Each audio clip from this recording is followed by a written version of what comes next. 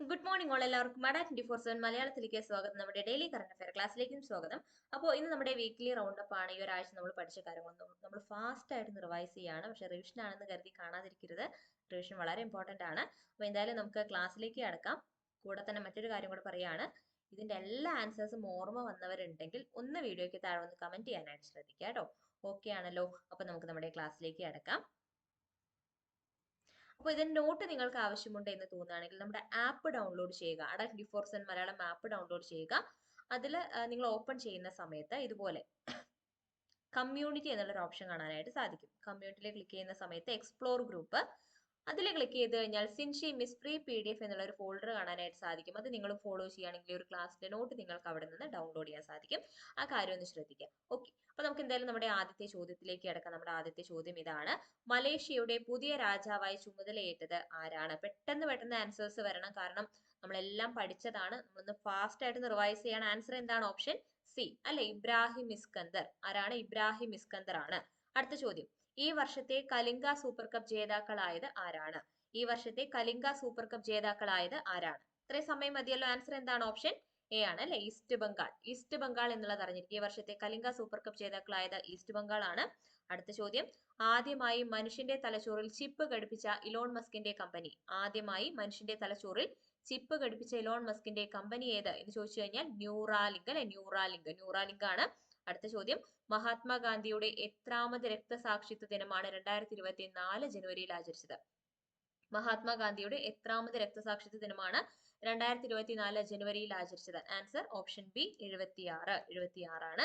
അടുത്തത്: 2024 വർഷത്തെ international kayaking ടൂർണമെന്റിന് വേദിയാകുന്നത് എവിടെയാണ്?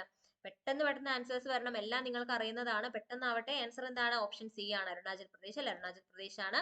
അടുത്തത്: ട്രാൻസ്പെറൻസി ഇന്റർനാഷണൽ റിപ്പോർട്ട് 2023-24 പ്രകാരം അഴിമതി സൂചികയിൽ ഇന്ത്യയുടെ സ്ഥാനം എത്രയാണ്? 93 അല്ലെ, 93 എന്നുള്ള ഓർത്തിരിക്കുക.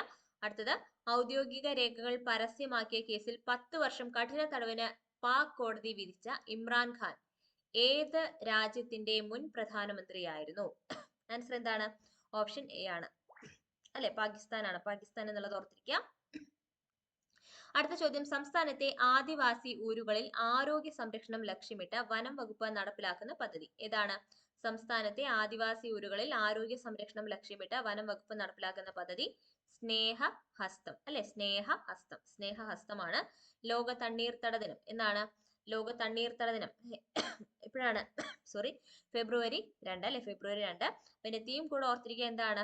വെറ്റ്ലൻഡ്സ് ആൻഡ് ഹ്യൂമൻ വെൽബീങ് എന്നുള്ളതാണ്. തണ്ണീർത്തടങ്ങളും മനുഷ്യക്ഷേമവും തണ്ണീർത്തടങ്ങളും മനുഷ്യക്ഷേമവും എന്നുള്ളതാണ് 2024 വെറ്റ്ലൻഡ്സ് ഡേയുടെ തീം എന്നുള്ളതും ഓർത്തിരിക്കുക. അടുത്ത ചോദ്യം: ഡിമെൻഷ്യ അൽഷിമേഴ്സ് ബാധിതരായ വയോജനങ്ങൾക്കായി സംസ്ഥാന സാമൂഹ്യ സുരക്ഷാ മിഷൻ ആരംഭിക്കുന്ന ഡിമെൻഷ്യ സൗഹൃദ കേരളം പദ്ധതി. ഡിമെൻഷ്യ അൽഷിമേഴ്സ് ബാധിതരായ വയോജനങ്ങൾക്കായി സംസ്ഥാന സാമൂഹ്യ സുരക്ഷാ മിഷൻ ആരംഭിക്കുന്ന ഡിമെൻഷ്യ സൗഹൃദ കേരളം പദ്ധതിയുടെ പേരെന്താണ്? ആൻസർ എന്താണ്? ഓർമ്മത്തോണി അല്ലെ, ഓർമ്മത്തോണിയാണ്. അടുത്ത ചോദ്യം: ബഹിരാകാശ യാത്രികർക്കുള്ള ഏഷ്യയിലെ ആദ്യ സ്വകാര്യ പരിശീലന കേന്ദ്രം നിലവിൽ വരുന്നത് എവിടെയാണ്? ബഹിരാകാശ യാത്രികർക്കുള്ള ഏഷ്യയിലെ ആദ്യ സ്വകാര്യ പരിശീലന കേന്ദ്രം നിലവിൽ വരുന്നത് എവിടെയാണ്? ആൻസർ എന്താണ്? മഹാരാഷ്ട്ര അല്ലെ, മഹാരാഷ്ട്രയാണ്. ഇനി രാജ്യത്തെ ഏറ്റവും കൂടുതൽ റംസാർ സൈറ്റുകൾ ഉള്ള സംസ്ഥാനം ഏത് എന്ന് ചോദിക്കുകയാണെങ്കിൽ ആൻസർ ഏതാണ്? തമിഴ്നാട് അല്ലെ, തമിഴ്നാടാണ്. പുതിയ കണക്കുകൾ പ്രകാരം ഇന്ത്യയിലെ റംസാർ സൈറ്റുകളുടെ എണ്ണം എത്രയാണെന്ന് ചോദിക്കുകയാണെങ്കിൽ 80 എന്നുള്ളതും ഓർത്തിരിക്കുക. അടുത്ത ചോദ്യം: 2024 ഫെബ്രുവരിയിൽ പ്രധാനമന്ത്രി നരേന്ദ്രമോദി ഉദ്ഘാടനം ചെയ്യുന്ന ബാബ്സ് ഹിന്ദു മന്ദിർ ക്ഷേത്രം എവിടെയാണ്? 2024 ഫെബ്രുവരിയിൽ പ്രധാനമന്ത്രി നരേന്ദ്രമോദി ഉദ്ഘാടനം ചെയ്യുന്ന ബാബ്സ് ഹിന്ദു മന്ദിർ ക്ഷേത്രം എവിടെയാണെന്ന് ചോദിച്ചു കഴിഞ്ഞാൽ ആൻസർ എന്താണ്? അബുദാബി എന്നുള്ളത് ഓർത്തിരിക്കുക. ഓക്കെ, അടുത്ത ചോദ്യം: അരവിന്ദ് പനഗരിയ അധ്യക്ഷനായ 16ാം ധനകാര്യ കമ്മീഷനിൽ അംഗമായ മലയാളി. അരവിന്ദ് പനഗരിയ അധ്യക്ഷനായ 16ാം ധനകാര്യ കമ്മീഷനിൽ അംഗമായ മലയാളി ആരാണ്? ആനി ജോർജ് മാത്യു ആണ്. അടുത്തത്: ക്ഷേത്ര പരിസര സമഗ്ര വികസനത്തിനായി അടുത്തിടെ സമാലെ എന്ന പദ്ധതി ആരംഭിച്ച സംസ്ഥാനം. ക്ഷേത്ര പരിസര സമഗ്ര വികസനത്തിനായി സമാലെ എന്ന പദ്ധതി ആരംഭിച്ച സംസ്ഥാനം ഏതാണ്? ആൻസർ എന്താണ്? ഒഡീഷ അല്ലെ, ഒഡീഷ എന്നുള്ളത് ഓർത്തിരിക്കുക. അടുത്ത ചോദ്യം: ബീഹാർ മുഖ്യമന്ത്രിയായി എത്രാമത്തെ തവണയാണ് നിതീഷ് കുമാർ അധികാരമേൽക്കുന്നത്? സ്പീഡ് കുറച്ച് കൂടുതലാണെന്ന് എനിക്കറിയാം. നമ്മളെല്ലാം പഠിച്ച ക്വസ്റ്റ്യൻസ് ആയതുകൊണ്ട് നമ്മൾ ഡീറ്റെയിൽ ആയിട്ട് ക്ലാസ്സിൽ പറഞ്ഞതുകൊണ്ടാണ് ഇത്രയും സ്പീഡിൽ പോകുന്നത്. നിങ്ങൾ അത്രയും തന്നെ സ്പീഡിൽ വരണം, അത്രയും പെട്ടെന്ന് നിങ്ങൾക്ക് ആൻസേഴ്സ് ഓർമ്മയിൽ വരണം. ഓക്കെ, അപ്പൊ എന്താണ് ബീഹാർ മുഖ്യമന്ത്രിയെ എത്രാമത്തെ തവണയാണ് നിതീഷ് കുമാർ അധികാരമേൽക്കുന്നത്? 9ാമത്തെ തവണയാണ്. 9ാമത്തെ തവണയാണ്. അടുത്ത ചോദ്യം, 2024 ജനുവരിയിൽ ആക്രമണം നടന്ന ലോകത്തെ ഏറ്റവും പ്രശസ്തമായ ചിത്രമായ മൊണാലിസ പെയിന്റിംഗ് സൂക്ഷിച്ചിരിക്കുന്ന ലൂവർ മ്യൂസിയം ഏത് രാജ്യത്താണ്? മൊണാലിസ പെയിന്റിംഗ് സൂക്ഷിച്ചിരിക്കുന്ന ലൂവർ മ്യൂസിയം ഏത് രാജ്യത്താണ്? ആൻസർ എന്താണ്? ഫ്രാൻസ് ആണ്. ഫ്രാൻസ് എന്നുള്ളത് ഓർത്തിരിക്കുക. വി.ടി. ഭട്ടതിരിപ്പാട് സ്മാരകം നിലവിൽ വരുന്ന ജില്ല. വി.ടി. ഭട്ടതിരിപ്പാട് സ്മാരകം നിലവിൽ വരുന്ന ജില്ല എവിടെയാണ് വരുന്നത്?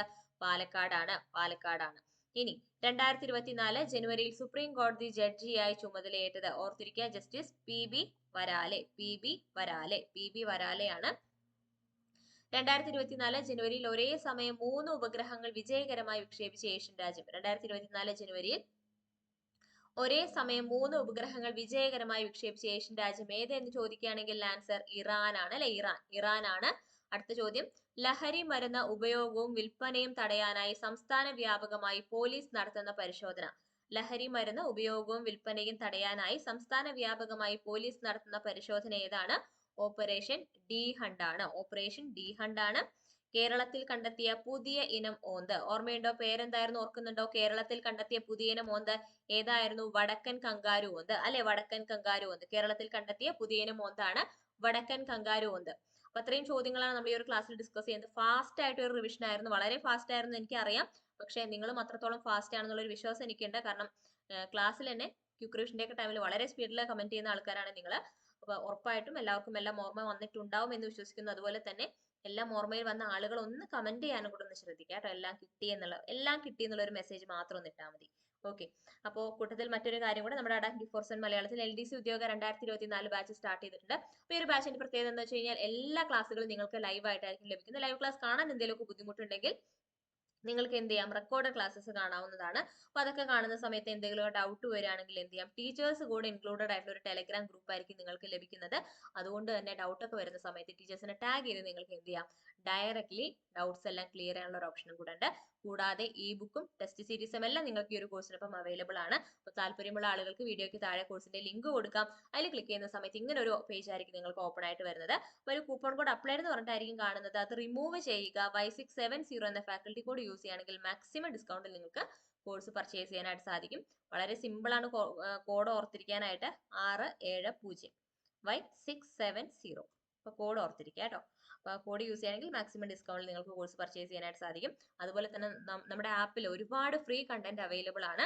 അപ്പോൾ എന്ത് ചെയ്യുക? അതൊക്കെ മാക്സിമം യൂട്ടിലൈസ് ചെയ്യാനായിട്ട് ശ്രദ്ധിക്കുക കേട്ടോ. ഓക്കെ ആണല്ലോ? അപ്പോൾ അടുത്ത ക്ലാസ്സുമായിട്ട് നമുക്ക് വീണ്ടും കാണാം. താങ്ക്